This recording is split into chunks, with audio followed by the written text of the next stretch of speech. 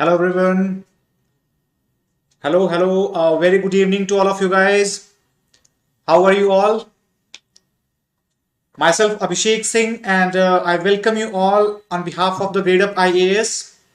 So friends, I expect that you might have gone through the General Studies paper second that was today in the second half, and that will be covering the Indian polity as well as the features of the governance along with some international relations related topics. So a very good evening.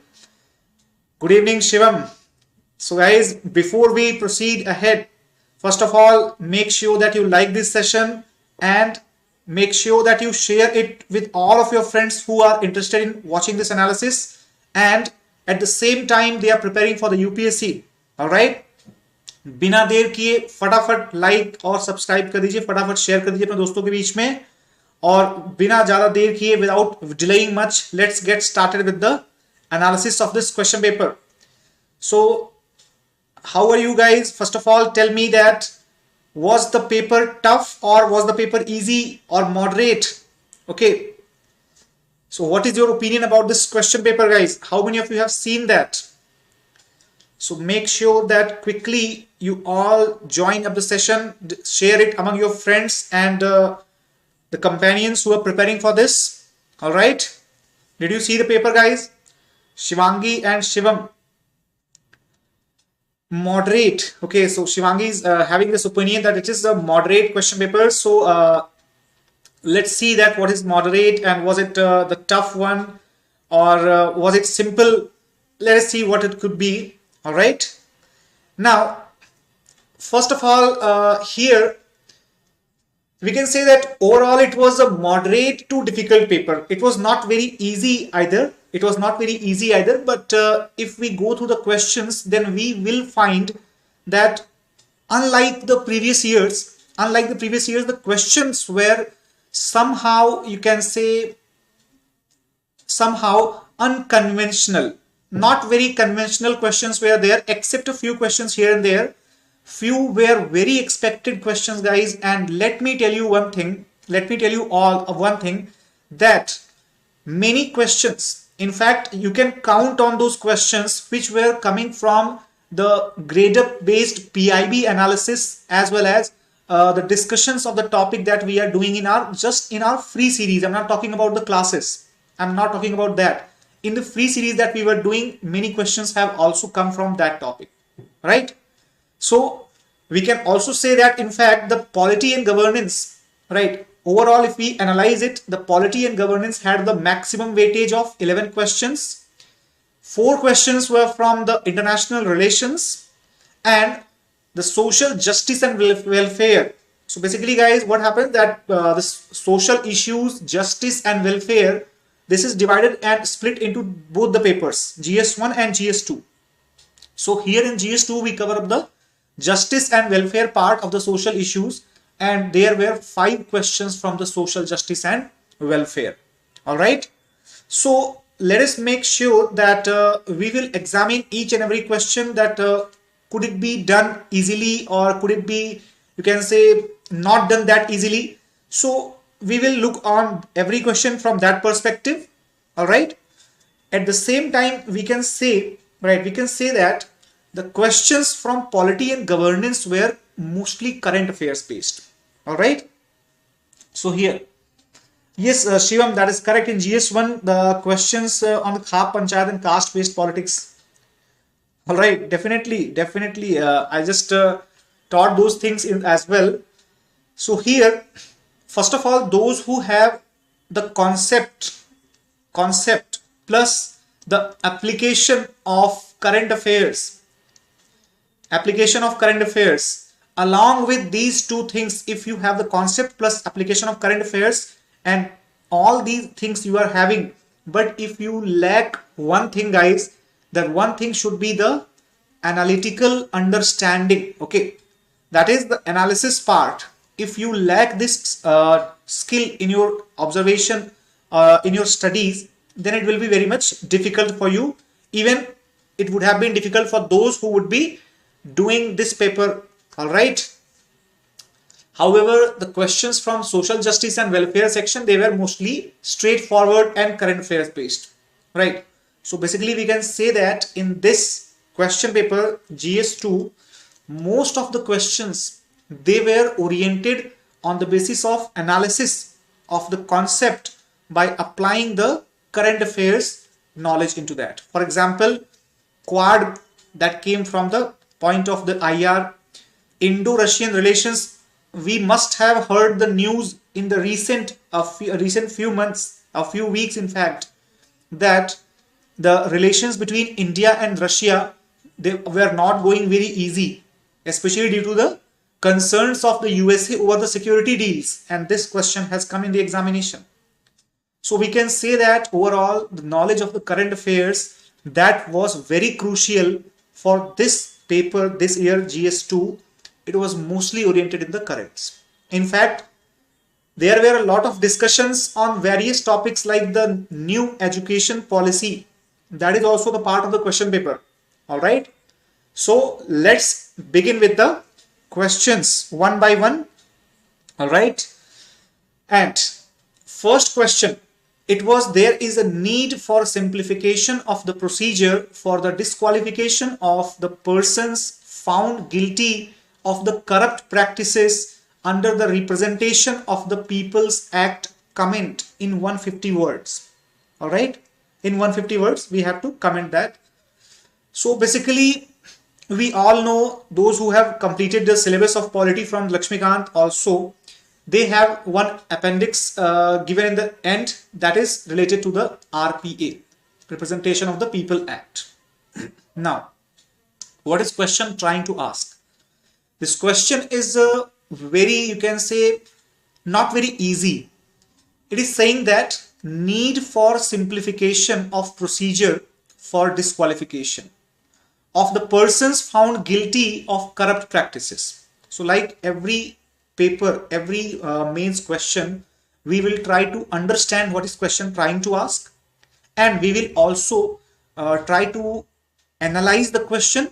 I will not form the answers here in the live class, but definitely I will tell you the outline and the basic information that you could use in such type of questions. All right. So here, first of all, let me tell you one thing, that if we look at the provisions, all right, if we look at the provisions which are there for the corrupt practices related disqualification, all right, so we can say that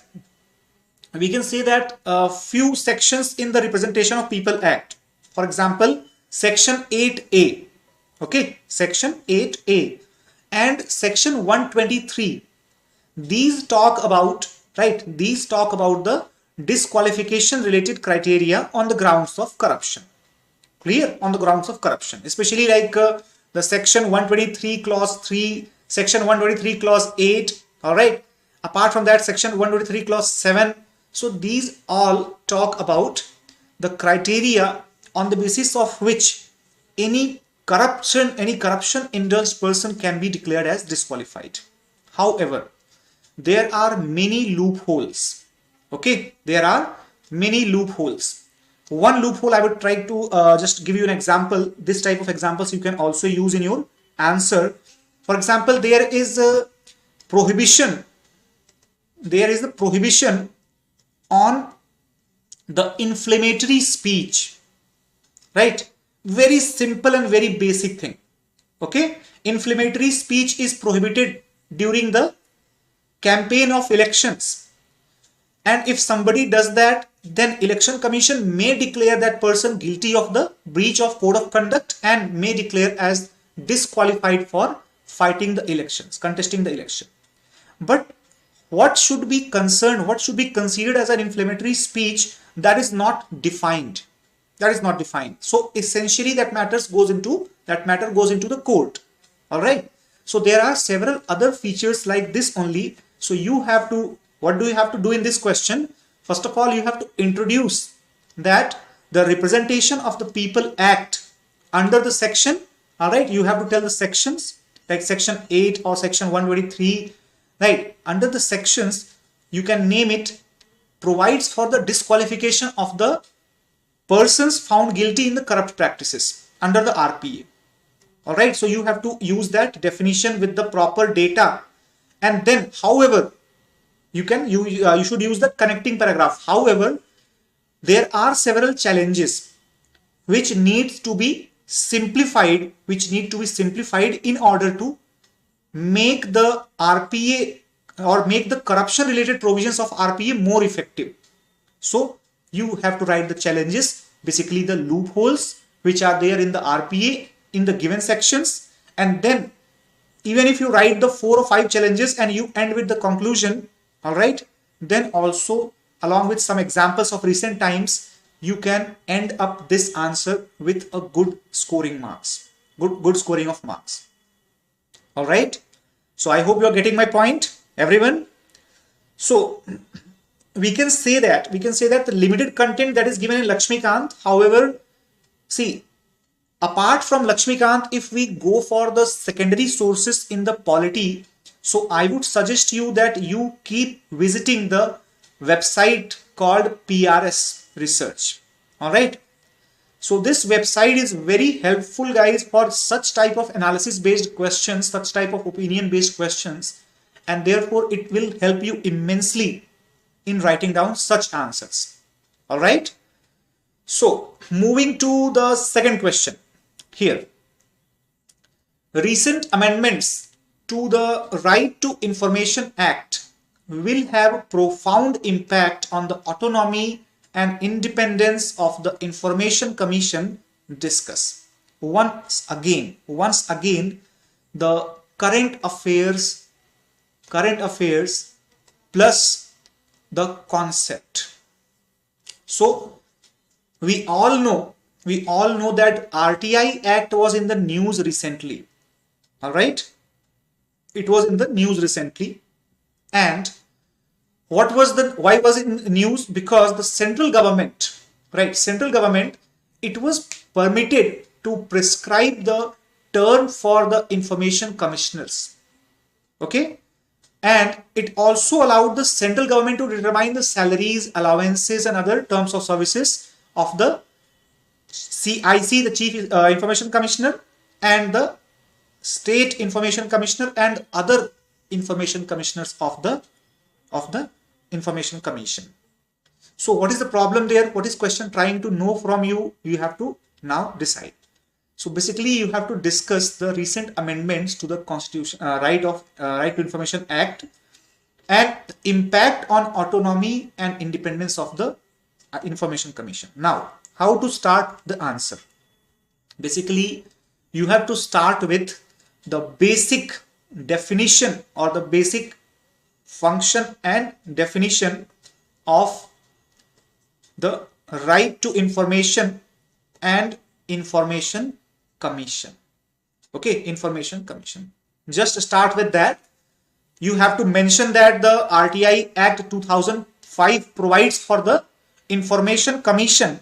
All right, and you do not need to discuss all the composition, that how many members are there and all those things, right? However, in such a question, what will happen? The comparative table or comparative analysis will be very much helpful. For example, you can draw a table. All right, you can draw a table, and you can compare the RTI Act 2005 with the RTI Amendment Act 2019. All right, and then you can have the basic comparison of the term, salary related provisions, all right, and the other provisions related to their appointment, etc. Clear? So that will give you a clear-cut picture that what are the major differences. So first half of the answer will be covered up in just a table. Okay, just a table where 2005 and 2019, right, that will be compared, and after that you have to write the impact on the autonomy and independence. So if you are able to see those points, you can just summarize that in 3 or 4 points, like it will impact the functional independence of the RTI, of the Information Commission. Second thing, that it may impact the way of working and the appointment in the favor of the central government. And third impact, that it may erode further the popular trust and confidence in the already weakening public institutions. So because we all know that the public institutions are always already facing the trust deficit issues. So you can write these 3 points and then conclude it that in some positive way. For example, the RTI Act was implemented, or say this Information Commission has been very much crucial to provide the transparency in the functioning of the Indian democracy, and we must try to adhere, or we must try to protect this institution in order to increase or improve our transparent democratic system and its functions. This type of thing you can write down. So basically we can say that what do you have to do in this? You have to introduce it with the basic information and definition. Write down in the first part, make a table, compare the 2 acts, right, the earlier one and the amended one, and then write down the 3 or 4 impacts and then come up with the conclusion. Believe me, this is going to be a complete answer for that. Okay, this is going to be a complete answer. Now moving to the third question. How far do you think cooperation, competition, confrontation, guys, these are the keywords. Cooperation, competition, and confrontation have shaped the nature of Federation of India. Cite some recent examples to validate your answers. Now, can anybody tell me out there, like which topic does it want to address? Which issue does it want to address? So basically, guys, it is like every year, this is a common tendency in UPSC. Every year, they keep asking the questions related to the federal principle. Sometimes they will ask about the cooperative federalism. If they are happy, they will give you the direct question. If they are not very happy, so they will give you this type of question, which will simply, entangle your mind. So here, this question is nothing but it's about the evolution of federal structure in India. So which sources are going to help you in this question? First of all, Lakshmikant is not going to help you out in this question. So which sources are going to help you? Once again, the sources such as the basic NCERT covering the political theory, right? Political theory. This will give you the crux. This will give you the understanding that what is exactly the federalism, what is the meaning of a cooperation, cooperative federalism, what is the confrontation, all these things. Second thing, newspapers or you can say any current affair or Rajya Sabha TV, all right, current affairs or Rajya Sabha TV, these things. And apart from this, your own analytical mind. So this question is again to test you, not to test your studies of any particular book. So if you are having the theory intact, if you are aware about the current affairs, all right, then you can try to frame the answer of this question, which will be like something like, for example, the federation, right? So you can start with some quotation or some definition like the federation, right? For example, in the words of Dr. B.R. Ambedkar, right? In the words of Dr. B.R. Ambedkar, or in the words of any XYZ, you can name the Granville Austin. In the words of Granville Austin, that India is neither a true union nor a true federation, but it's closer to a structure which can be called quasi-federal, right? Then connect the main body. You say you can write that. However, recently there has been an increasing trend an increasing trend towards the attainment of the real federal structure in Indian Union, which is evident by the incidents of cooperation, competition, and confrontation. You should use these words in your answer also, so that you should highlight those words so that the examiner sees that. All right. Now you can use in the main body part, because what is the main question? Cite some recent examples to validate your answer, and how far do you think it is correct. So you can now utilize the knowledge of your current affairs, that it may be correct to an extent.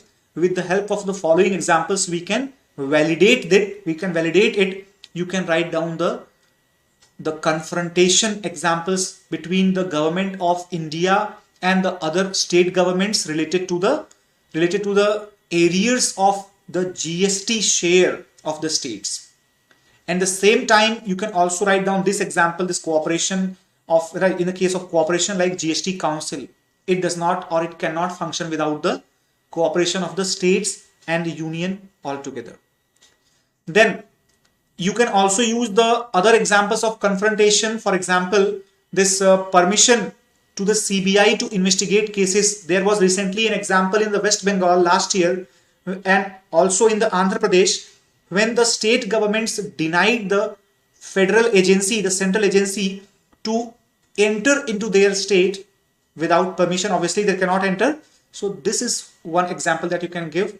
All right, regarding the Joint Commissioner of Police of Kolkata, right, who was to be inquired by the CBI, and Mamata Banerjee government had denied CBI to enter the state. All right. Then similarly, confrontation can be related to the Citizenship Amendment Act, the recent examples. It can be related to the Farm Acts, okay, the Farm Acts, recent example. And then competition. So you can give the example of the ease of doing business rankings. Then recent announcement of the UP government to start up a film city, right? So the response of the Maharashtra government on that point. So you can use all these issues to substantiate that now we are maturing. Now we are maturing as a federation, and we are moving towards a real federal structure in the terms of our practical experience in the political structure. All right. So this is how, guys, you have to form the answer. So let me summarize it once again. Start with the standard definition of the federation and Indian character. Then try to connect the recent trend of moving towards the real federal structure, and then exemplify your argument with the help of the various examples under these three separate headings. You can use the approach of this flow chart. Okay, this type of flow chart you can use there, and 3 points each. Believe me, once again, guys, introduction part, then these 3 topics, these are there. Use the 3 examples for each, and then write a good conclusion in this question, because the content is little bit less, so that you can give good marks into that also. All right. Now, moving to the question number 4, right? Question number 4. The judicial systems in India and UK seem to be converging as well as diverging in recent times. Now, this is a question which is coming out of the box, right? I think nobody would ever expect to see such a question in the GS paper, because this is the question that is from the PSIR optional. All right, it is not the part of the general studies, by the way, but still they are great and they can give anything, so whatever they want. So what is question? Judicial system in India and the UK seem to be converging as well as diverging in the recent times. We will look on these words. Highlight the key points of convergence and the divergence between the two nations in the terms of their judicial practices. Judicial practices. Now, can you tell me judicial practices, what is the meaning of that? So friends, this question, it will have the multiple opinions. First of all, let me tell you, the judicial practices are not just related to the way that how does the judiciary work, but the interpretation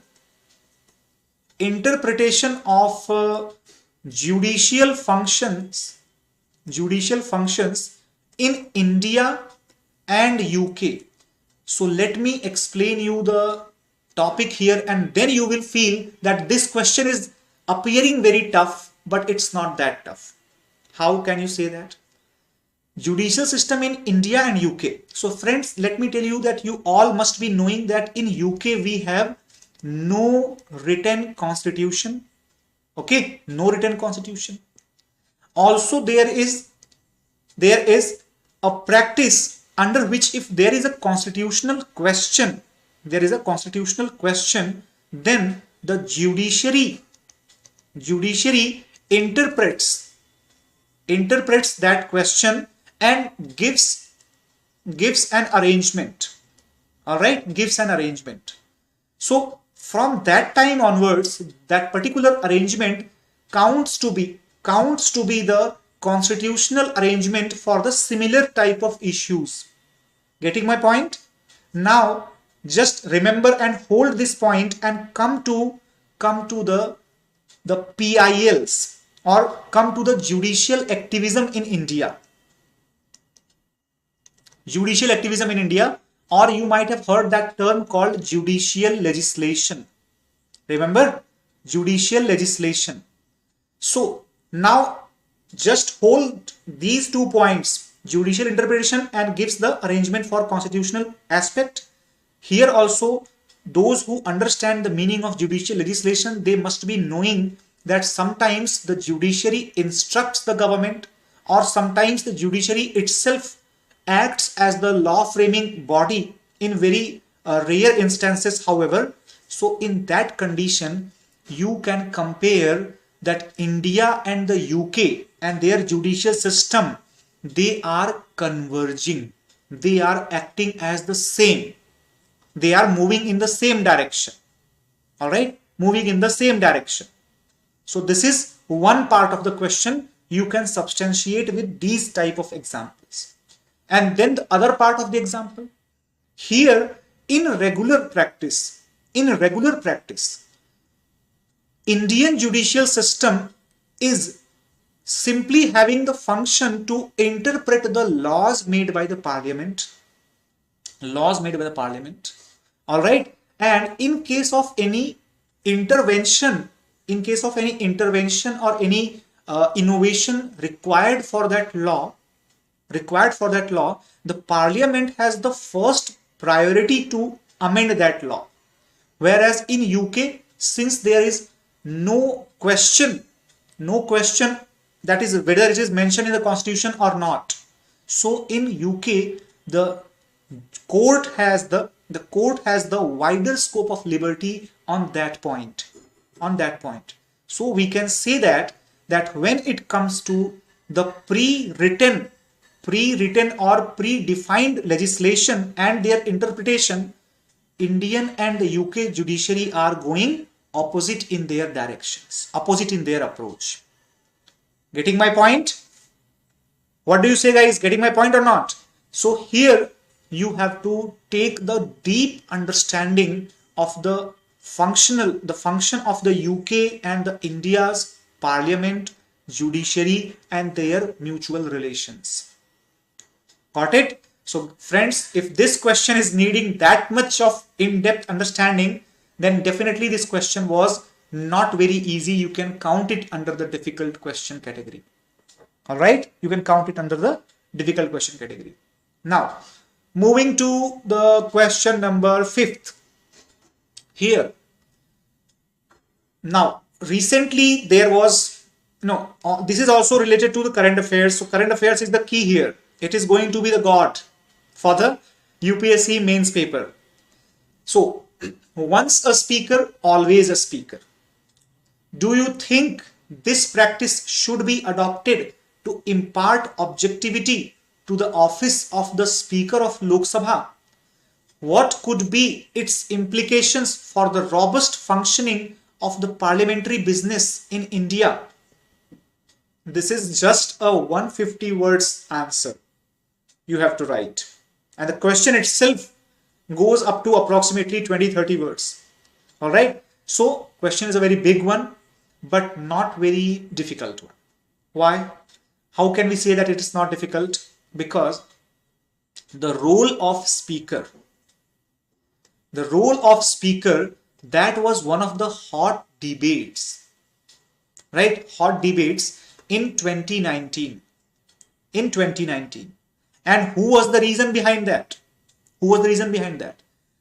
Immediate reason was the Speaker of Manipur, right? Speaker of Manipur Vidhan Sabha, or the Legislative Assembly. All right. Before that, there was the role of the Speaker of Karnataka. All right, Speaker of Karnataka. And basically those roles, in those two examples, we can take the other examples also, from the old time, but we do not have that much scope to include a lot of examples in this. So 2 examples will be sufficient.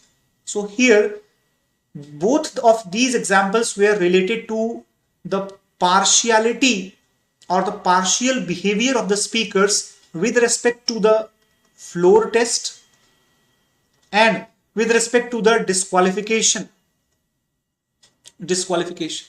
In fact, the similar type of incidents was also observed in Madhya Pradesh when the 22 MLAs had defecated, right? They had defected from Congress side towards the side of Bharatiya Janata Party. So the role of the speaker in all these cases came to a gigantic question, that was it justified, was it not? So this is the context. Now, once a speaker, always a speaker. Do you think this practice should be adopted to impart objectivity to the office of the speaker? So you have to introduce your answer with any of the recent examples, and at the same time connect that example with the comment of the Supreme Court, all right, which had suggested to appoint a neutral observer, appoint a neutral body for the appointment of speaker. Now you have to enter into the main body. So you can write them. You can just start with writing that recent example of, in the case of Manipur Legislative Assembly, the Supreme Court had commented over the role of speaker and suggested the appointment of the impartial body to appoint the speaker. In that context, we can, this line in that context is the connecting line. Okay, in the connecting line. So after introduction, write the connecting line, that in that context we can, or it can be suggested that to impart the objectivity, all right, to impart the objectivity, following methods can be taken, or simply in that context, following are the methods or the steps to impart objectivity. Just underline this as the heading and then start your points, right? That once a speaker, always a speaker, right? That practice can be taken from the example of United Kingdom Parliament, where the speaker is having the privilege to be elected unopposed. All right, has the privilege to be elected unopposed. And once a speaker, then he cannot retain his party membership. All right, party membership. So you can just write 2 or 3 points like that, that the speaker, if has always a speaker, so a speaker will be more impartial, more efficient.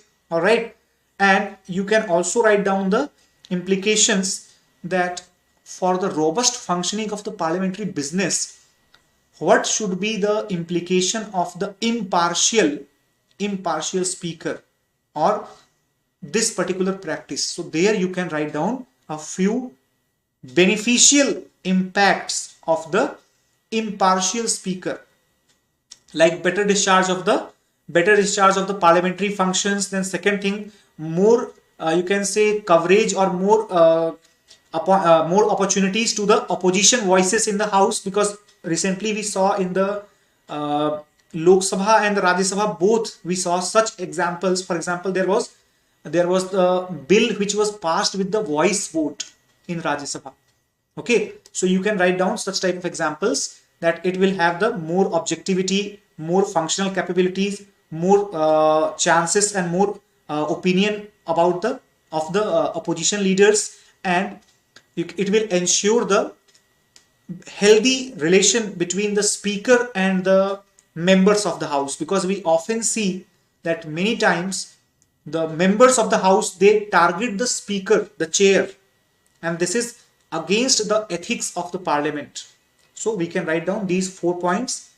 Before that, we had the comment of the Supreme Court, as well as we also had the examples. So it will cover up about 120 to 140 words, and that will make the answer.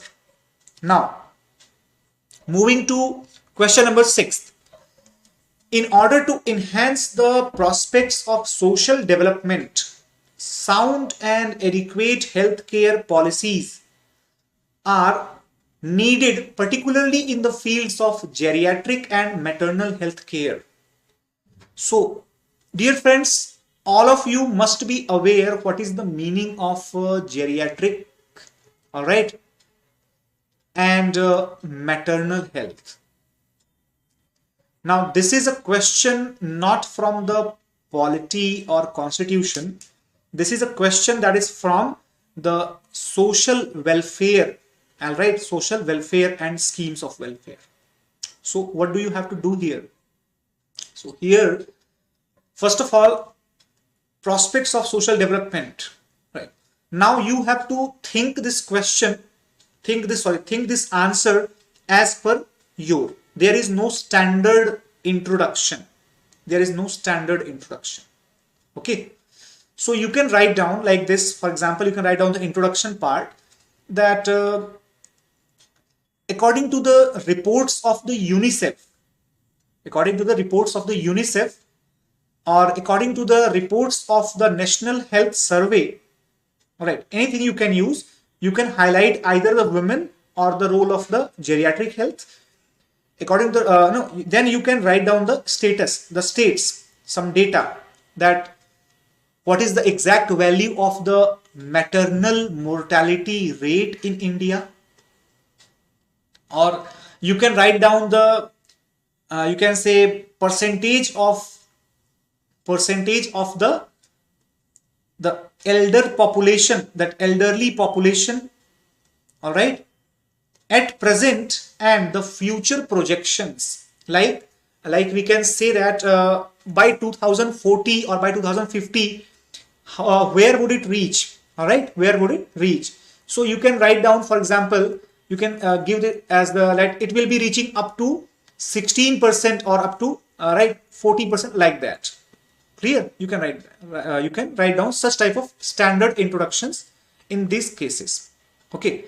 Then in the second part, you have to tell the implications, that why are the maternal health and the geriatric health important for the social, we can say social development. Why are they important? You have to tell that. So in that second brief paragraph, you will say that the condition, right, the condition of the child and children and women health,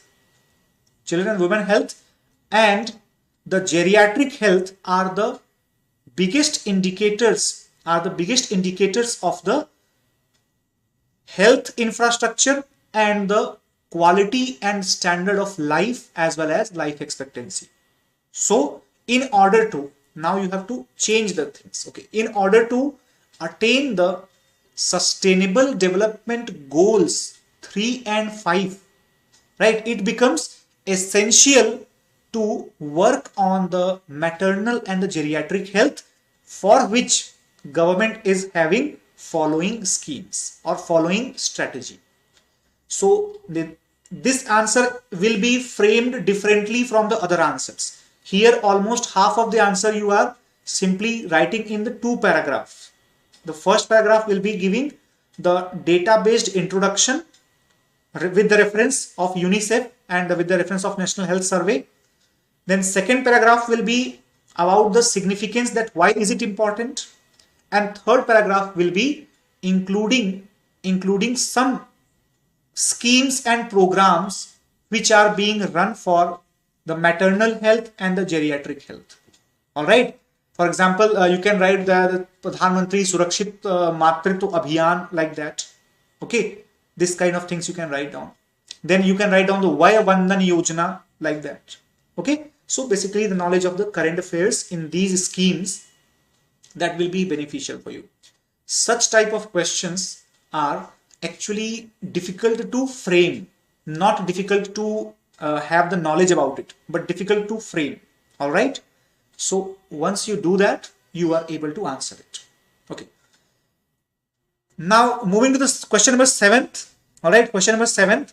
So guys, in this question, again, this question is coming from a very routine type of topic, very discussed type of topic. We keep hearing about this, but at the same time, this was in the current affairs news also. Current affairs news also. You all must have attended. I was talking about the Gradeup free series. All right. I had taken some PIB sessions, if you remember.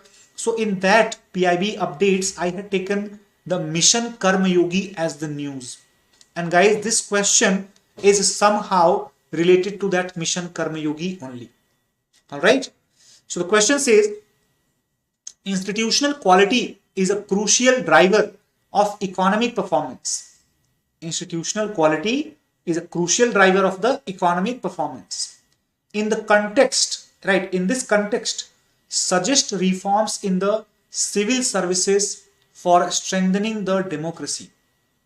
Now guys, do you think that it is that much easy? Like, institutional quality is driver of economic performance. So institutional related to economy. Now in that context, you have to suggest the reforms in civil services for the strengthening of democracy. So here basically they are asking that reforms in civil services will strengthen the democracy. Why?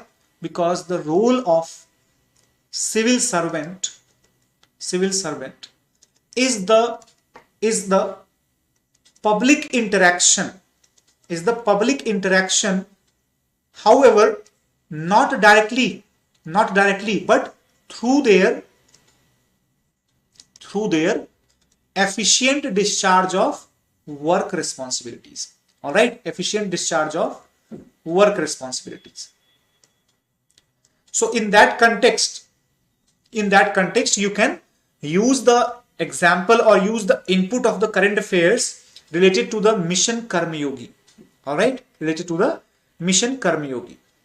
So here, for example, you can write down that the government recently has announced, right? The government has recently announced the Mission Karma Yogi that aims to frame the new national architecture for the civil services capacity building program. Civil services capacity building program, and this program will be delivered by setting up the integrated government online training. All right, online training. So this is a little bit, you can say, informative question. After that, you can write down the purpose, that because it is simply asking the suggestions from you. So you can write down those suggestions one by one. So the suggestions may be like to create an online capacity building program, that's already done by the government. Second thing, you can also give the suggestions like to develop the citizen centric civil services which are capable of creating and developing the services conducive for the economic growth and public welfare. All right. Then similarly, you can also write down the other things in the suggestions that the government has also been coming up with the special purpose vehicle, right? Special purpose vehicle to provide the or to deal with the financial challenges which are there in the implementation of such a scheme for quality enrichment of the civil servants. All right. So this is how you can include the suggestions. All right. This is how you can include the suggestions. And what type of conclusion will be required into this? No specific conclusion. Simply, you have to suggest the reforms in the civil services for strengthening the democracy in context of the institutional quality. So, first part, introduce it with the same line and take the reference of the Mission Karmayogi, okay, and then enter into the suggestions. Write down the heading that following suggestions can be provided for the reforms in civil services. So then you can write down 5-6 suggestions. You can write down those suggestions with giving the reference of the second ARC, giving the reference of the Niti Aayog report, all right, giving the reference of the Mission Karmayogi and its objectives. So this will be sufficient for this question. Clear? Moving to the question number 8. Now, what is the question number 8 talking about? It is a very dynamic question. Very, very dynamic question related to the governance. Related to the governance part. The emergence of the fourth industrial revolution, it was in the news as well as I had discussed in the PIB also. So friends, now you are able to understand that PIB updates are very important. Those who used to miss it and those who don't pay attention to this, believe me guys, you are going to lose some good marks in the examination when you will appear. So, emergence of the fourth industrial revolution has initiated e-governance as an integral part of the government. Discuss. All right, discuss. So here, this is actually related to the fourth industrial revolution or simply the digital revolution. Then it is asking to connect the initiatives of e-governance with the emergence of the digital revolution. So nothing, it's a very simple question. I will not even rate it in the moderate one. Simply guys, you have to introduce it according to the report of World Economic Forum. Right, World Economic Forum. The current decade is supposed to be the era of fourth industrial revolution with the countries in the Southeast Asia and South Asia as the driving centers of this revolution. So you have to cite this report as an example of introduction. And then government, in connection with the current development, the government has taken several initiatives to robust or to strengthen its e-governance policies or its e-governance initiatives, which may be as following. All right, which may be as following. So you can write down several, you can say, initiatives, all right, which are taken by the government. And for example, you can write down there are, you can say, 9 pillars of the digital India, all right, such as the government is planning to have this broadband highway. You can make a floral diagram out there.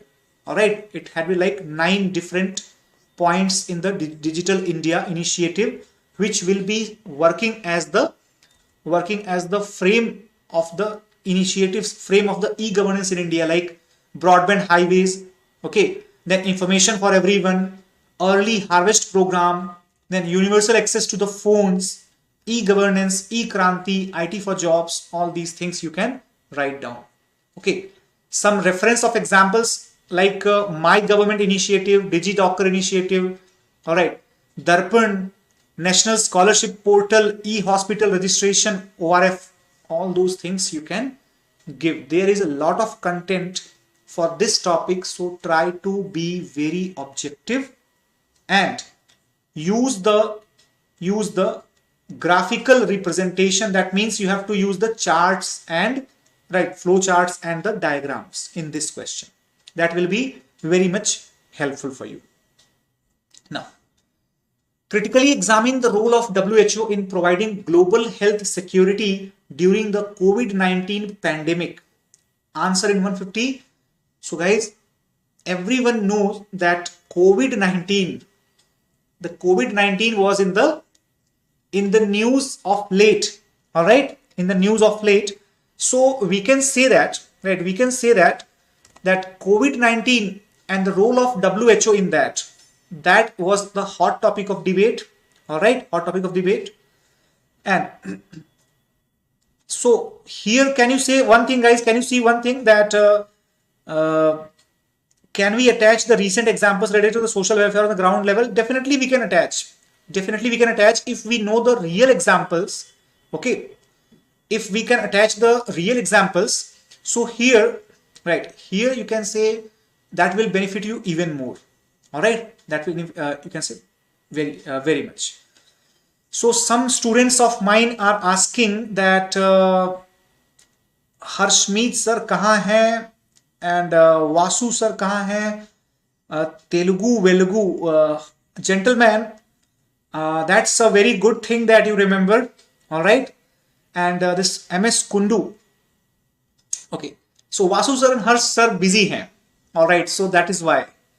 So if you are having any issue, any problem, you can ask the questions right there. All right, and I will be more than happy to answer that question.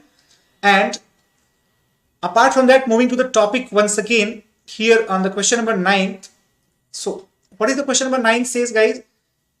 Again, it is asking to examine the role of the WHO.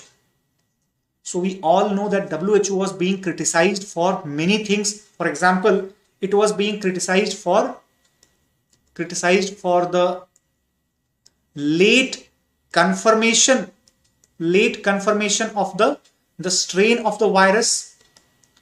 At the same time, it was criticized for the initial lack of action. Okay, then USA criticized that WHO was working in the partiality. It was doing the partiality with the USA and favoring the China. All right, favoring China. Then WHO was also criticized for repeatedly changing its stance on the future of the vaccines, on the severity of the problems, on the extent of the infections which were going to spread in the world. Clear? So we can write down those 4, 5, 6 points, and at last, see, we will not end the question on the critical only, because even though critically examine it is written, so we have written down the highlighted criticisms of WHO, but we will end on a positive note by the you can say paragraph that will be like that despite all the drawbacks and the circumstantial failures, WHO has returned with the active role in combating of the COVID-19 pandemic by providing the crucial assistance to the poor nations in Africa and Latin America, and which highlights the leading role of WHO as the World Health Body or World Health Organization. That will be the good enough type of conclusion, and all these points will give you good marks when you will write in the better presented way. All right, in a better presented way. Now, just a second. Okay, here question number 10th. So question number 10th is here, guys. it says that Indian diaspora has a decisive role to play in the politics and economy of America and the European countries. So friends, this is actually in relation with the recent developments in the political sphere of the America and the UK both. All right. So Ankit Jain, thank you so much, buddy. So here, how many of you know the name of Rishi Shonak? Or how many of you know the name of the Preeti Patel, Rishi Sonak, or Kamala Harris? So Kamala Harris is very famous because all of you must have heard about her name, isn't it? But it is very unusual that people would not be knowing about the Rishi Sonak or about the Preeti Patel, who are going to be the very powerful people in the UK politics. At the same time, you can take the name of some old stalwarts like Lord Swaraj Paul in UK. All right, like Lord Swaraj Paul in UK. You can also take the name of the Keith Bryan. All right, that is another UK legislator. Okay, so there are many people in UK particularly as well as in USA who are going to control the leading positions in the UK's political sphere. All right, in the UK's political sphere. So this is actually simple question, very simple question. And yes, Sripad, that is correct thing. That is correct. So this is a very simple question where you have to cite the various examples and end up this answer by giving a positive note related to the role of Kamala Harris regarding the improvement of the relations between India and the USA on the question of something like any contemporary issue, H1B visa, like that. Like there may be a good or bright future prospect regarding the issues which are pertaining between the India and USA. You can write down just assumption, right? Assumption based conclusion. Because this question is simply to check that whether you are interested in searching something which is considered as the pride of India, like that. This is just a normal question, very easy question. Now again some big question is coming, guys. Question number 11th. Indian Constitution exhibits the centralizing tendencies to maintain unity and integrity of the nation. Elucidate in the perspective of the Epidemic Diseases Act, Disaster Management Act, and recently passed Farms Act. Now, my dear friends, this question is something which we will call as the standard question. The level of difficulty is moderate, no doubt, but the framing of question that will take your test, that do you know to represent the answer in the very compact and concise manner or not. So here, identifying the two parts, constitutional features which promote the centralizing tendencies, okay, for maintaining unity and integrity, first part. Second part, the reference of the Epidemic Diseases Act, Disaster Management Act, and the Farms Act. Three things. So how do you have to frame the answer? Again, that typical introduction that India, despite being the federal in its behavior, it may attain the unitary structure as per the provisions of the Constitution, which may be implicable during the emergency times or during the times of some urgencies. Now, the Constitution provides some features or following features which are related to the unitary inclination. Now you can write down those articles. For example, you can start writing from the article 249. All right, you can include article 250, right? 252. All right, 253.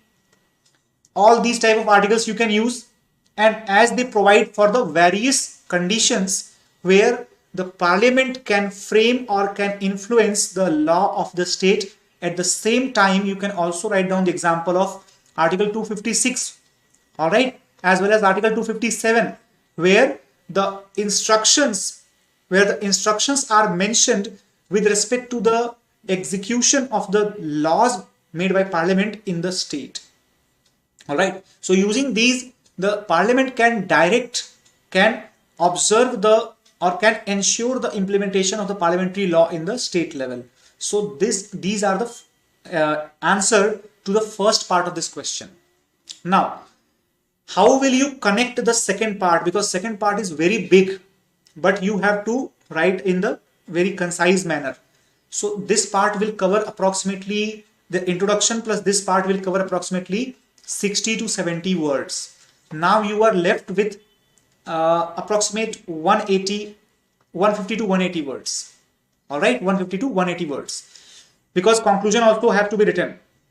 So make sure that you start writing in the creative manner. So you have to connect it with the second part. You have to connect it like there has been an increasing trend in context of the recent COVID-19 pandemic, where the central and the state governments have repeatedly invoked the legislations which tend the, or which bend the structure of Indian Federation towards a unitary character, which is evident as following. Now just write down a heading, the acts promoting the unitary aspect. Now make it into three parts, because three acts are given here. So Epidemic Diseases Act 1897, then Disaster Management Act 2005, then the Farms Act, right, 3 Farms Act 2020. So now you have to start writing down the features which are related to the Epidemic Diseases Act. Particularly there was a lot of furor, lot of, you can say, discussion about the Epidemic Diseases Act section 2. All right, section 2 of that.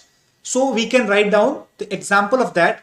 All right, we can write down the example of that. For example, section 2 and the section 2A, all right, that provides the detail and in fact empowers the central government to take the steps related to prevent the spread of an epidemic. Under that power, the central government, right, under the section 2, the central government may take special measure and may direct the state governments, to prescribe the regulation for the restrictions over the movement of the people, restrictions over the communication, over the you can say meeting up or visiting the places, traveling. All these things may be stopped by the implementation of section 2 of the Epidemics Diseases Act 1897. Similarly, in the second part, you can write down a few references of the you can say Disaster Management Act. All right, in that Disaster Management Act, you can again quote the power of the central government as well as the state government to implement the emergent laws which provide the centralized action capabilities under the guidance of the central government. And recent example, so guys, give least weightage to this, slightly more weightage to that, and the maximum weightage to this one, because it is the recent. And here you can write down the points such as the thought or the idea of converting the whole nation into a single market itself, right, itself is the example of converting the the federal character of the nation into the unitary character. All right, into the unitary character. Now, so if we will write these things, then definitely we can cover up the good number of words as well as we can cover the whole question also. Clear? Moving to question number 12. Judicial legislation is antithetical to the doctrine of separation of the powers as envisaged in the Indian Constitution. In this context, justify the filing of large number of public interest petitions, praying for issuing guidelines to executive authorities. Now guys, this is a question which needs a very peaceful mind to answer. What is the question? First of all, judicial legislation is antithetical to the doctrine of separation of powers as given in the Indian Constitution. This is giving you a condition. This is preparing the raw material for writing the answer. Talking about judicial legislation. Statement says that judicial legislation is wrong. Wrong according to Constitution. This is the first statement. In that context, justify filing of large number of the PIL. So you have to basically answer what you have to answer. You have to simply answer that why are, or what is, okay, what is the need of PILs? That's all. This is the question. In one line, this is the question. That why is PIL needed, first of all? What are the such conditions which lead to the rise of the PILs? Whereas in the Constitution, our Constitution separates the two bodies, and judicial legislation is considered as antithetical or against the constitutional provisions. Now, simple as that. Very simple question. You have to start with the reference of the articles once again. You have to start with the reference of the articles once again. For example, you can use the articles like Article 121, okay, 121 and 122, okay, Article 121 and 122. Along with that, you can also use that Article 211 and 212. They provide for the separation of the judiciary and the legislation. All right, provide for separation of judiciary and legislation. So, according to the classical concept of the power division, the Indian Constitution abstains or forbids the two bodies to interfere into the domain of each other. However, it is witnessed that there have been a huge string, or there have been a large sequence of the public interest petitions asking for the legislation on the executive legislation or to issue the guidelines to the executive authorities. Okay, following may be the reasons behind the increasing number of the PILs. So you have to write down the reasons simply. Okay, so just what do you have to do? Start with the definition, give the reference of the articles, talk about some theory, and then come to your answer and give the proper reasons.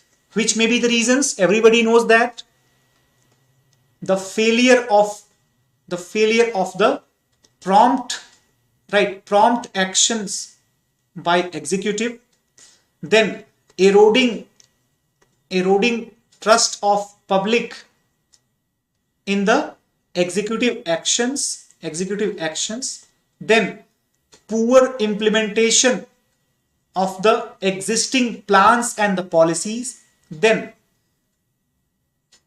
non-connection with the ground reality, and non-interactive plans and ideas lead to the public dissatisfaction. So similarly, you can write down 5, 7, 8 different reasons with your own justification to that, and finally a conclusion that despite the non-functional capabilities of the Supreme Court as the executive or as the legislative body, it is bound to act in that capacity owing to the failures of the duties of the other two wings of the government.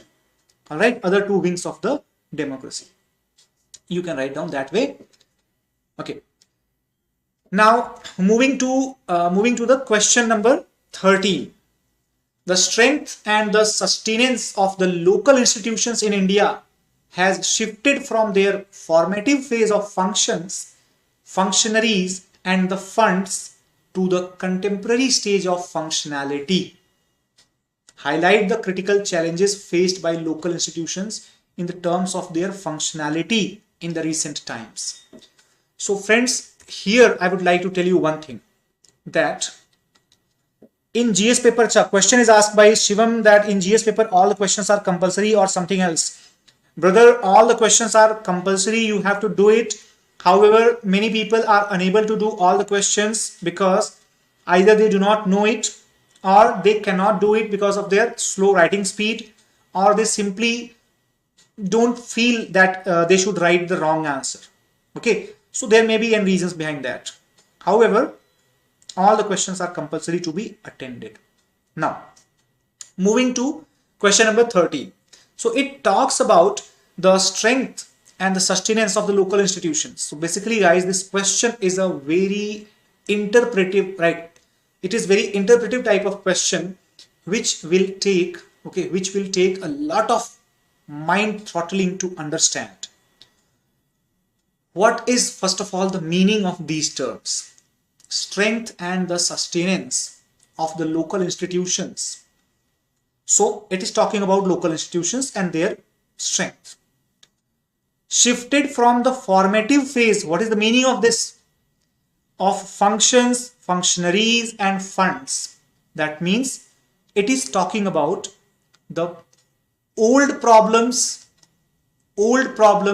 of Panchayati Raj institutions and new problems of Panchayati Raj institutions. That's all. Very simple question it is.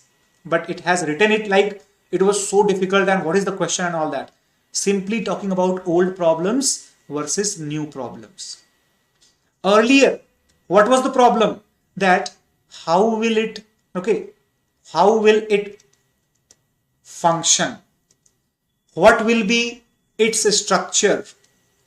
What will be its structure? What will be the source of finance?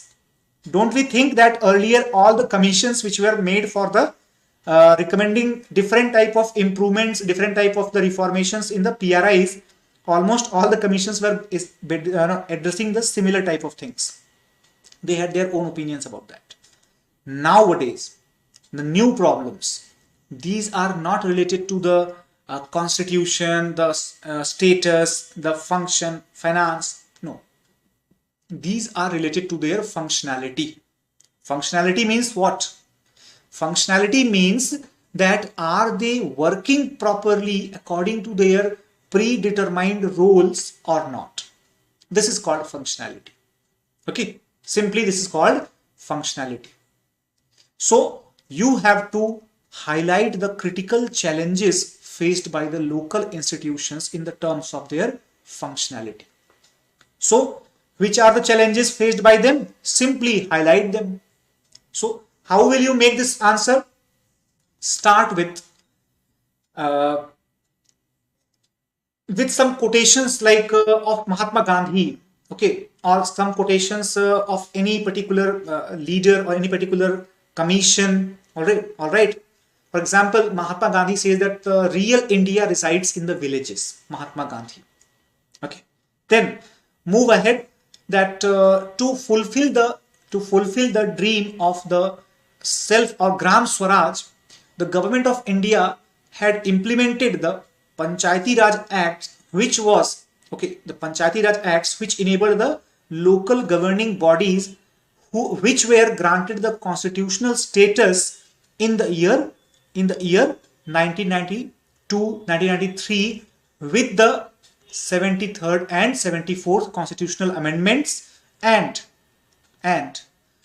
it has led to the devolution of the power to a great extent. This is the introduction, 3 lines introduction, 4 lines introduction. Now you have to move old challenges versus new challenges in that part. Second paragraph, you will be second point, you will be writing down that the earlier challenges faced by the Panchayati Raj institutions or the PRIs consisted of the challenges pertaining to, you can use this arrow type of diagram, challenges pertaining to, or simply earlier challenges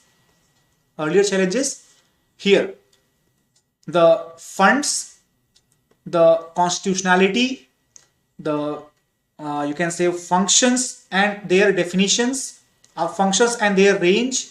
This is how you can write. Okay, if you get the line space, then you can write down one line max to max in each of these.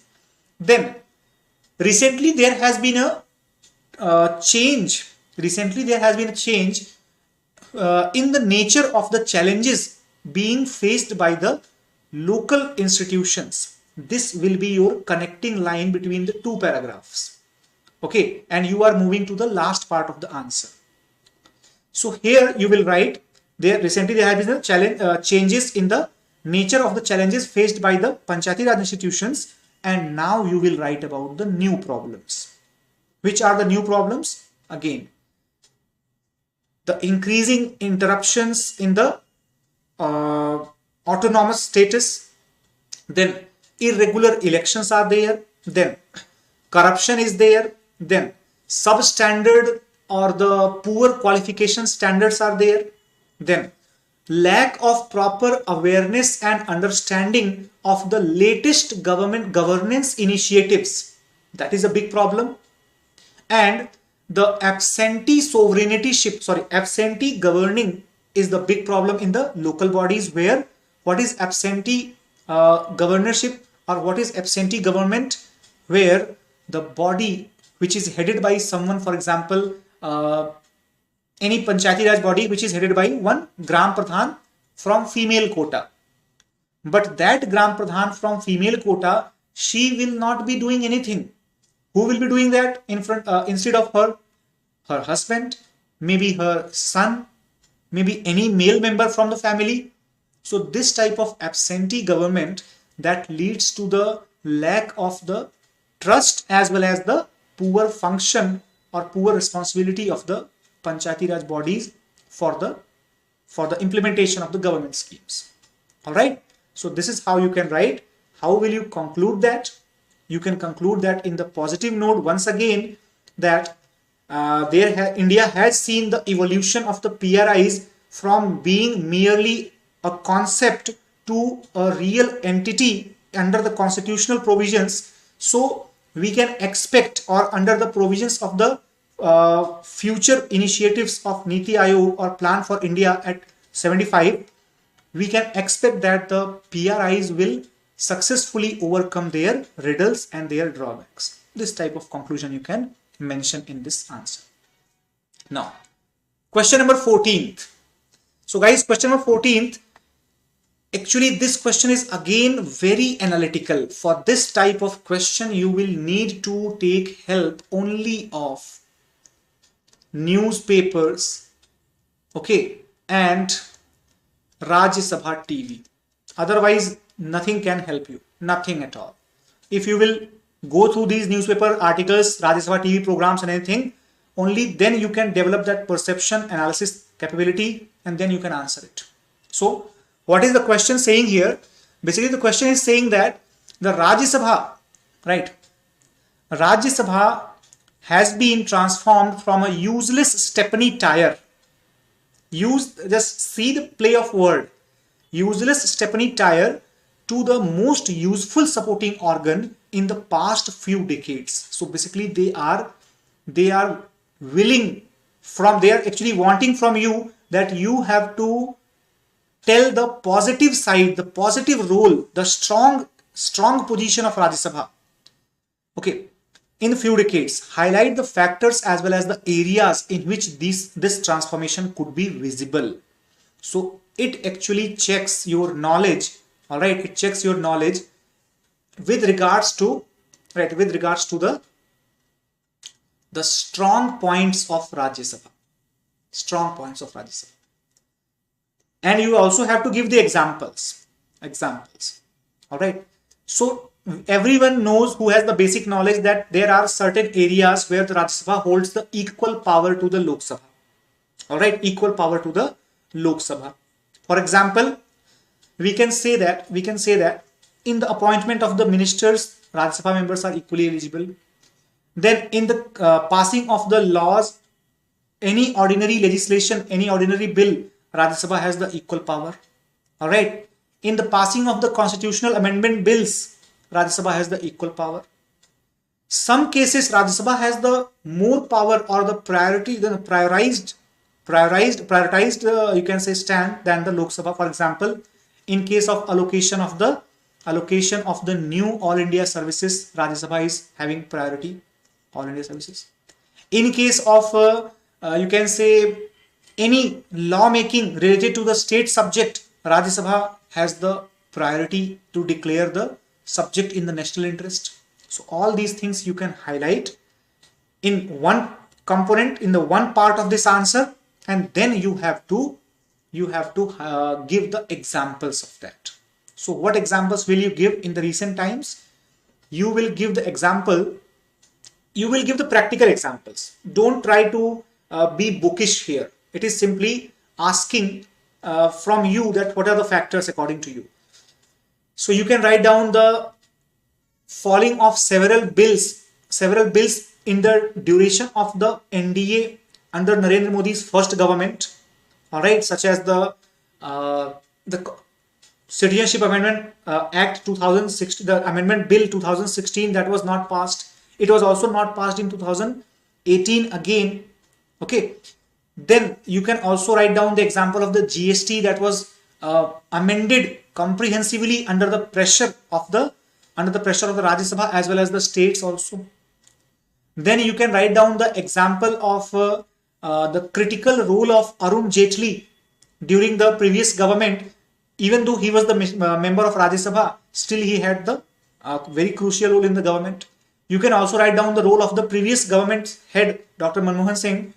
Okay, so this type of the personal, legislative and other roles of Rajya Sabha, you can take it in the reference to highlight the increasing significance of Rajya Sabha, more from a useless stepney tire to a more contributive, a more supportive organ to the lawmaking process in the country, to the governing process in the country. All right. So it is not saying that only in the field of lawmaking. So that is why I took the example of the two individuals belonging to the Rajya Sabha, right, who had a very crucial role to run the government and the policies of the government. All right. So I hope you got this point. Now moving to question number 15th. Which steps are required for the constitutionalization of a commission? Do you think imparting the constitutionality to the National Commission for the Women would ensure the greater gender justice and empowerment in India? Now this question is something, that can be again related to the current affairs knowledge plus thought plus analysis of the topic. So if you don't have this wide perspective about this topic, you cannot answer this question successfully. All right. So what type of current affairs was related to that? Basically, I think you all must be knowing. All right. You all must be knowing. There are some inputs. Ankit Jain, Shripal Madi bills regarding All India Services. Constitution Amendment Bill. Yes, definitely. So here in this question, first of all, the first part is saying that the steps which are required for the constitutionalization of a commission. All right, constitutionalization of a commission. So this is a very generic part. This is a very, very generic part, that to give any commission the constitutional status, we need to pass a constitutional amendment bill in that regard, which will grant it the constitutional status. All right, very simple thing. But the second part is the main question. Do you think the imparting constitutionality to the National Commission for Women would ensure the greater gender justice and empowerment? Now this is the question, guys, which you have to answer. What is the question basically willing to ask? It is willing to ask that imparting the constitutionality to the National Commission to the women would ensure the greater justice. So here, friends, you have to basically draw a comparison, right? You can draw a comparison along with highlighting the current drawbacks, constitutional drawbacks. Constitutional means not related to constitution, but you can write compositional drawbacks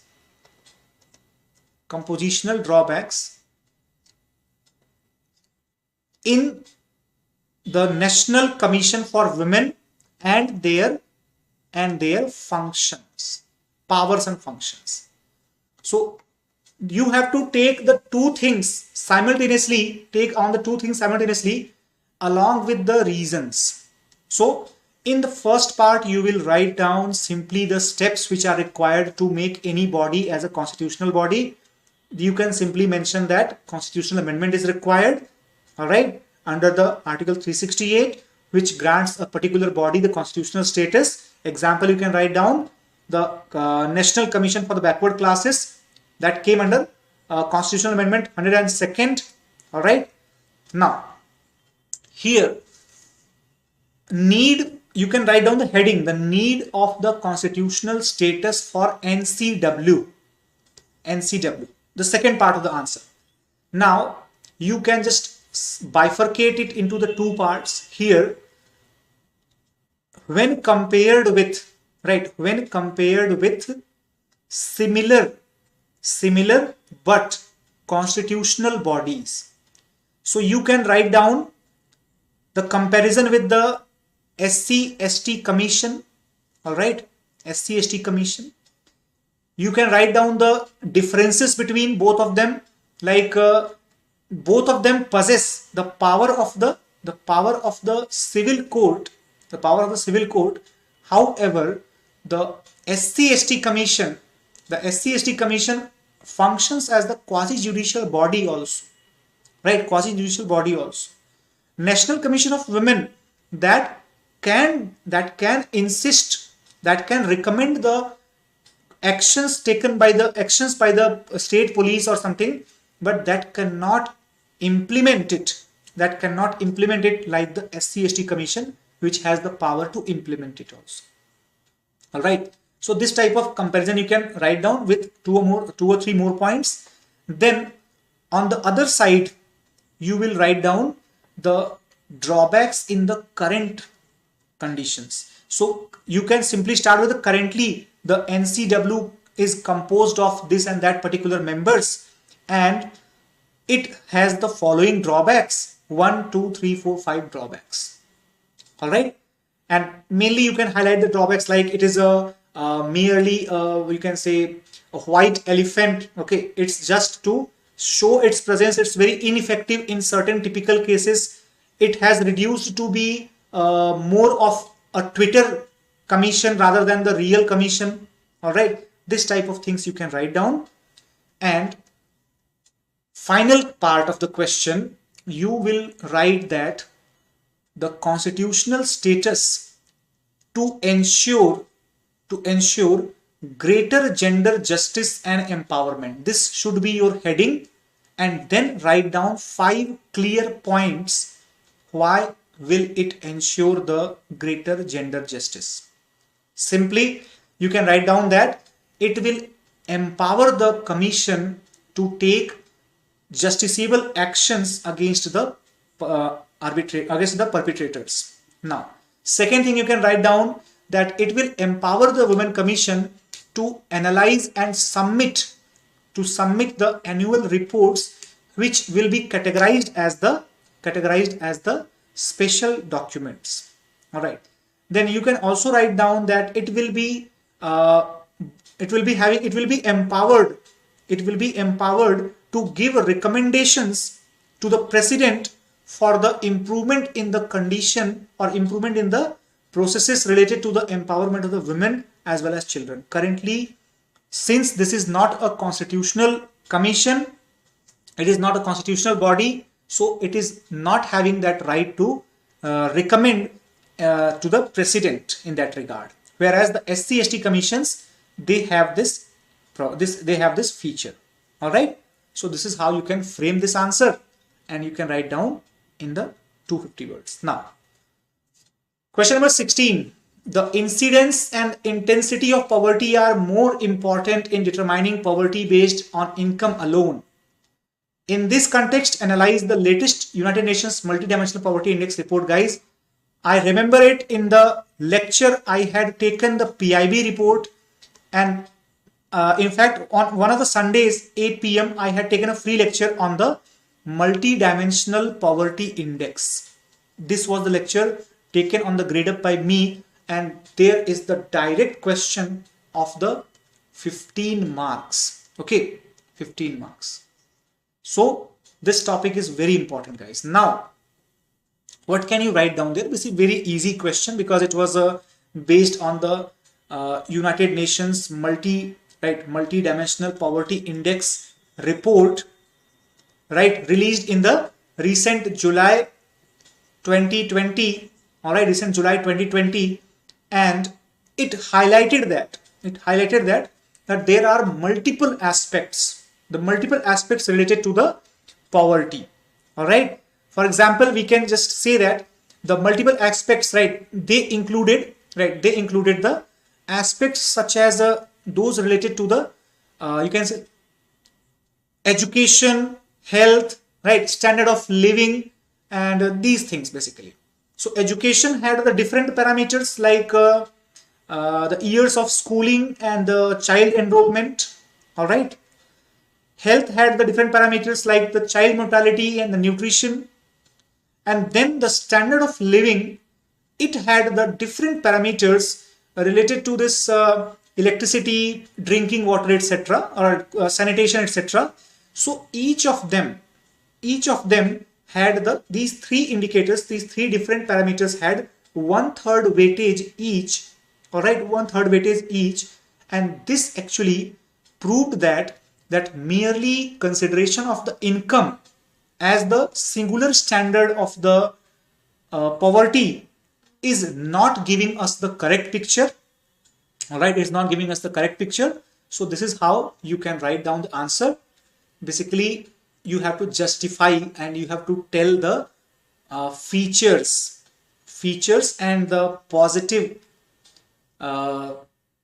aspects of the multidimensional poverty index. That's all. This is a very simple and very direct question. Simply, you can make a flow chart. You can just divide it into 3 parts, right? 3 parts will be like health and education and like living standards. This is how you can divide it. In health, you can include the 2 factors. In education, you can include the 2 factors. In the living standard, you can include the 6 different factors. Clear? 6 different factors. So this is how you can do it. So overall, there are 10 different parameters on which the new program of United Nations determines the poverty, and this is more inclusive. Basically that much. Question number 17. Now, talking about question number 17. So what happens, guys, that question number 17 actually is more related to the economic welfare and the social development. So it is a hybrid question. All right, it is a hybrid question. So it says microfinances as an anti-poverty vaccine. So microfinance as an anti-poverty vaccine is aimed at asset creation and income security of the rural poor in India. Guys, they are giving you the words to write down the answer here. Which are the words? Microfinance. Microfinance as anti-poverty. You can replace this vaccine as a tool also. Okay, anti-poverty tool. Then which are the words? Aims. 2 aims. Asset creation. and income security. Income security. Then target group, rural India. Target group, rural India. All right, rural India. And this is the first part of the question. Second part says that evaluate the role of the self-help groups in achieving the twin objectives along with the empowering women in the rural India. So now self-help groups, their achievement in the field of the women empowerment, their achievement in the field of the, or their achievement as the microfinance institutions. Microfinance institution. So friends, any good news article, any good article of the newspaper in Hindu, Business Standard, Indian Express, Economic Times, that will give you a good input on this type of question. It is a very direct question which you can utilize, all right, to write down the answer. Basically, you can you should highlight the role of the microfinance in the elimination of the rural poverty particularly. However, you can also take the example. You can also take the example of the ever increasing growth rate of the microfinancial institutions in India. All right. You can take the help of the. You can take the help of the National Economic Survey in that regard. All right. You can take the help of the National Economic Survey. You can also take the help of the Niti Aayog report. All these things. So basically, start the answer with the definition that what is a microfinance institution first of all. Okay, what is the microfinance institution in first place? Then move ahead to write down the social impact of the microfinance institutions on the lines of exactly on the lines of the questions, the question which is given to you. All right, exactly on these lines. So you have to write down the use of microfinance in the asset creation and the income security, and then you can take the example of the self-help groups. Okay, self-help groups. You can take the example of the various you can say local examples. For example, here Shri Mahila Grih Udyog. All right, it is a registered self-help group. All right, self-help group, as well as it is also a registered firm under a Cooperative Societies Act, right, which provides multiple aspects of the help in the women empowerment, as well as it also acts as the microfinance institution, all right, to fund the need of the finances related to these requirement of these families. All right, so such real life examples you can get from the newspapers. You can write down that. So basically, it means that this question was current affairs based. Okay, current affair based and directly related to the movements in the current thing. Okay. Now, moving to question number 18. National Education Policy 2020. So I had taken a lecture on that also, National Education Policy 2020 as well. And in fact, this was the lecture taken on the Sunday again, 8 p.m. So the question says that National Education Policy 2020 is in conformity with the Sustainable Development Goal number 4 2030. It intends to restructure and reorient the education system in India. Critically examine the statement. All right. So first of all, we need to know that what is the meaning of, all right, what is the meaning of the Sustainable Development Goal number 4, what exactly it mentions in it, right, in that document. So first of all, guys, here the Sustainable Development Goal, you know, it mentions about, goal number 4 mentions about the attainment of the education, all right, attainment of the education, and that is also the universal education, right, that is also the universal education in the primary standards.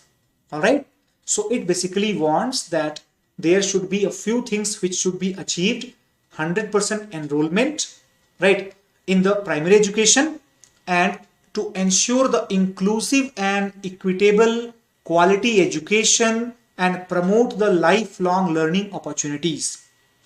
This exact statement you have to write down, and you have to start the introduction with this statement. So according to the United Nations Sustainable Development Goal number 4 2030, it aims to ensure the inclusive and equitable quality education and to promote the lifelong learning opportunities for all. In reference with this sustainable goal, Government of India has brought up the new education policy 2020, which has the provision of the similar intent, and it also intends to restructure, use these words, restructure and reorient the education system. Following are the features, okay, or the features of the new education policy. However, do not forget that you have to critically examine. So bifurcate those features and write down on the one side in conformity with the sustainable development goals, and in contrast with or non-conformity.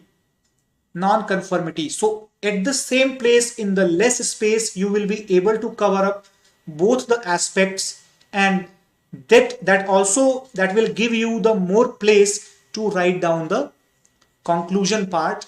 So in the conclusion part, basically we can start up with like despite its focus on the promotion of the inclusive and the future oriented educational scheme, the new education policy still lacks the feasibility of the economic implementation and the practical application of the policies as outlined in the NEP 2020.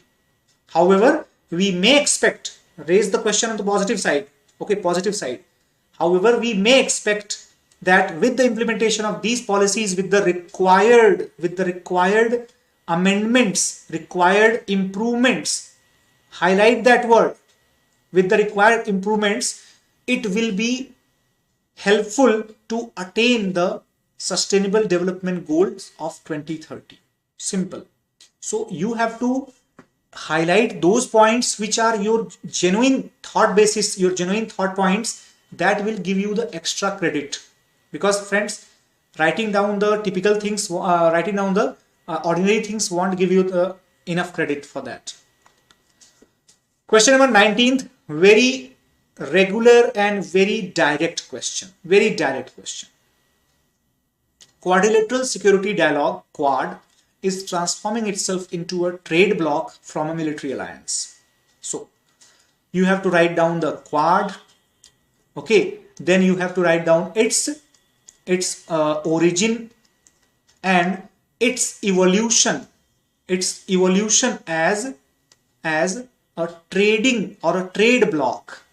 So origin, you will write the military purpose, right, to tackle the China or to observe the Indian Ocean and Pacific Ocean, to develop the strategic build-up of the partnership between the major Asia Pacific and US, okay, major Asia Pacific powers and the USA, these type of things, to act as a counterbalance force to the Chinese aggression in the South China Sea as well as the Eastern Pacific Ocean.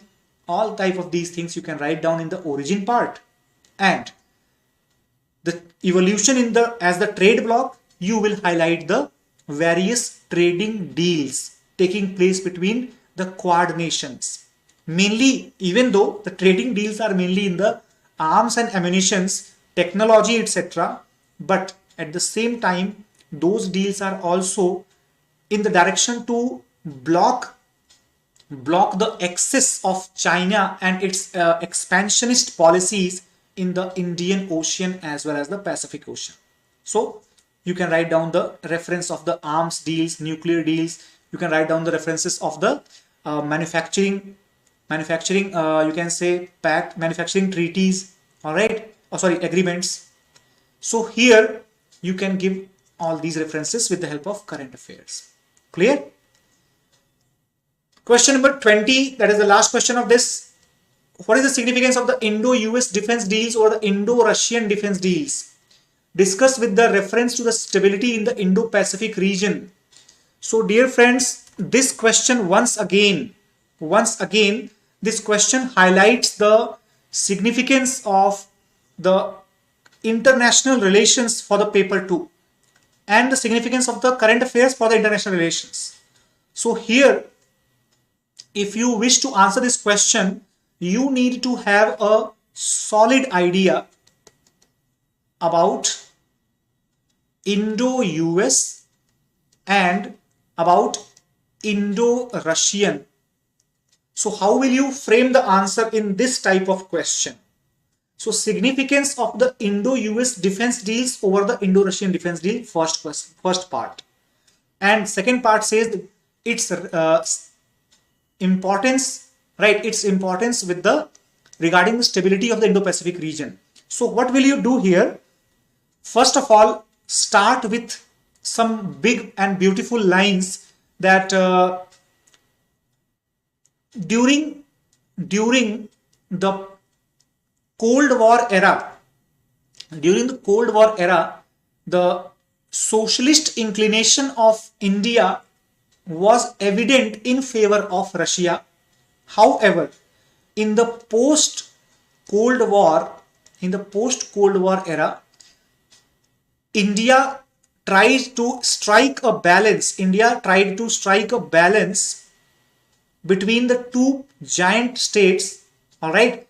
In that journey, India is now showing a tilt towards the United States of America, which creates both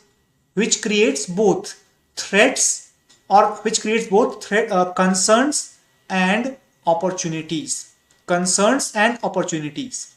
This is how you will frame the beginning of this question. Now, significance it is asking. So you will write down at first opportunities. So opportunities or significance of Indo-US defense deals over Indo-Russian defense deal. Just use this word as the heading, use the lines as the heading and write down the points. You can write down very simple points but very accurate points like the technical superiority. Okay, technical superiority. Second thing, better maneuverability. Third thing, striking capabilities are higher. Fourth thing, upgraded and advanced technology. Fifth thing, most capable hunting capabilities. Again, one more, you can say better modified or better modulated for the implementation of the AI. All right, these type of things you can write down, that India will gain these advantages if India strikes the deal of the defense with the United States. However, the increasing Indo-US defense proximity or defense deals dialogues have created some concerns for Indo-Russian relations, right, which may impact the stability of Indo-Pacific region. How? Then you can write down the heading, the impact of the Indo-US defense deals on stability of the Indo-Pacific region. Put this heading and write down in the two parts regarding relations with, in the relations with India and Russia, second in relations with India and China, and third in relations with China, Russia and USA. Make three angles: Indo-Russia, Indo-China and China, Russia and USA, because all these are the party to the Indo-Pacific region. So then you can write down the different aspects that it may impact, it may hamper the ongoing conflict between Russia and America, or ongoing conflict between China and America, because America is basically trying to bring India as the counterbalance in front of China. So China thinks that India is becoming the puppet or becoming the part of the larger scheme of USA to contain Chinese advancement. So these things, if you are having that understanding, you will frame down the answer in this way and then write down the conclusion. Conclusion should be good, that despite keeping in the mind the advancement in the technical field of the US defense equipments, we must not ignore the crucial Russian contribution in matching up our expectations and our needs in the most crucial times in the recent history, and we must place the significant importance to the Russian concerns also. This is how you can finish the answer. All right. So friends, I hope that you enjoyed it. You learned. It was a very tiring session, I understand, for you, and especially some of you must be hungry, all right, at this late night, but it will be definitely helpful. And guys, I think all of you got an idea that how was the paper. It was not that easy to tackle. Those who were saying that it was easy, it was definitely not that easy, but it will make you the good IAS officer for sure. So now you maintain one thing, you just make up one thing in your mind, that if you will to become IAS officer, then friends, this is the level of thinking that you need to possess. All right. And do not forget to subscribe this channel on the YouTube, the Gradeup IAS. And same time, I request to all of you that give a good likes and share it among all your friends, right? And those who are sharing it on the WhatsApp status, guys, make sure that you mention that do visit this. All right, do watch it. It is going to be helpful for you. So thank you so much for the beautiful time that you gave to us, and have a good night, guys. Enjoy your dinner and enjoy a sound sleep. Thank you so much for this session. Let's meet in some other important session next day. Thank you, guys.